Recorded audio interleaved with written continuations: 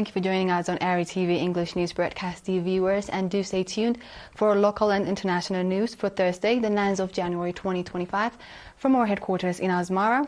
I'm Heaven Johans, your news anchor for this session. Let's begin with the major headlines.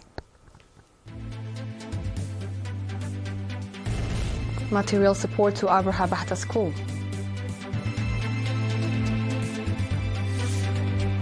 Training on administration and leadership in Karen.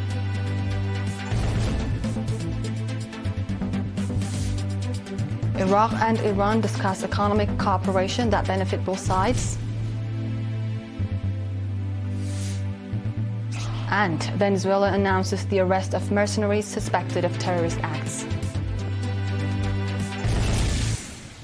In today's domestic news, members of the Eritrean Development Foundation in the United States have extended material support to the Eritrea School for the visually impaired. The donation included braille papers, a modern printing machine, and textbooks. During the handover ceremony, members of the foundation emphasized that the support aims to empower visually impaired citizens and enable them to become self-reliant and productive members of the society. They also described the initiative as part of the foundation's commitment to fulfilling its national responsibilities. The school's administration expressed gratitude to the Eritrean Development Foundation, noting that the contributions would significantly enhance the teaching and learning process. It is worth mentioning that the foundation members have previously provided monetary support to the current school for the hearing impaired.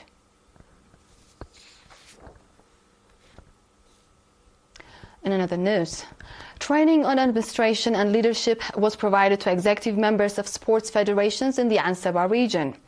The training, attended by 58 participants, including 15 women, comprised representatives from volleyball, basketball, football, cycling and traditional sports federation, as well as schools across the region.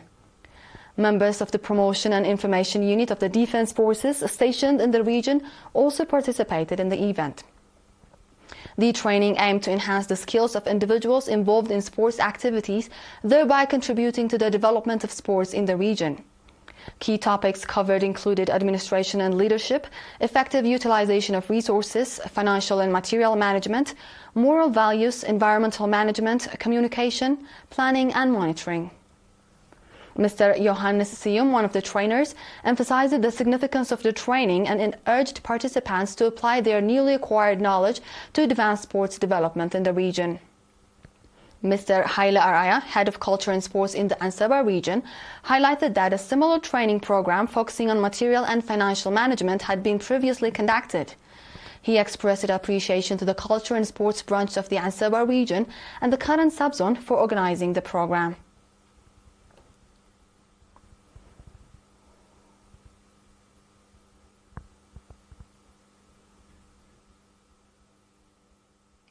Do stay tuned, dear viewers, for we'll be back with the international news after the short break.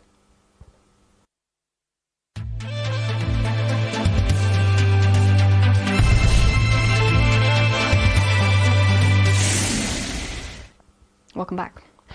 The Iraqi Prime Minister Mohammed Shia al-Sudani and the Iranian President Masoud Pezeshkian discussed yesterday on collaborative efforts within the framework of bilateral agreements and a constructive partnership that benefits both countries in different areas.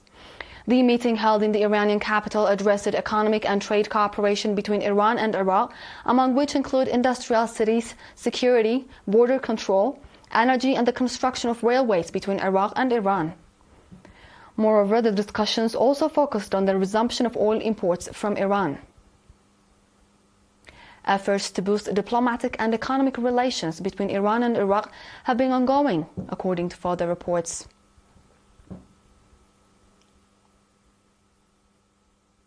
In today's final report, Venezuelan President Nicolas Maduro has announced yesterday the arrest of 7 foreign mercenaries suspected of toppling the government.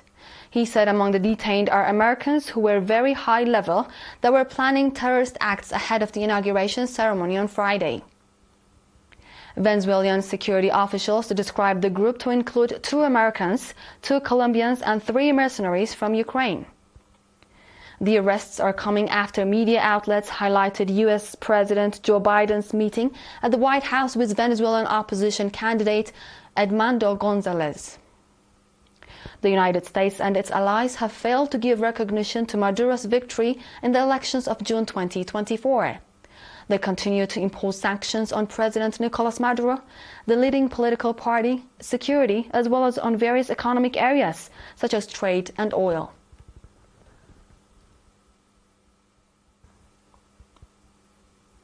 This concludes our news for this session. Dear viewers, now a quick recap of the major headlines.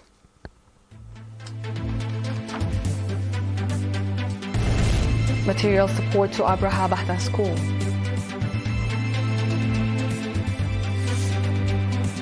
Training on administration and leadership in Karen.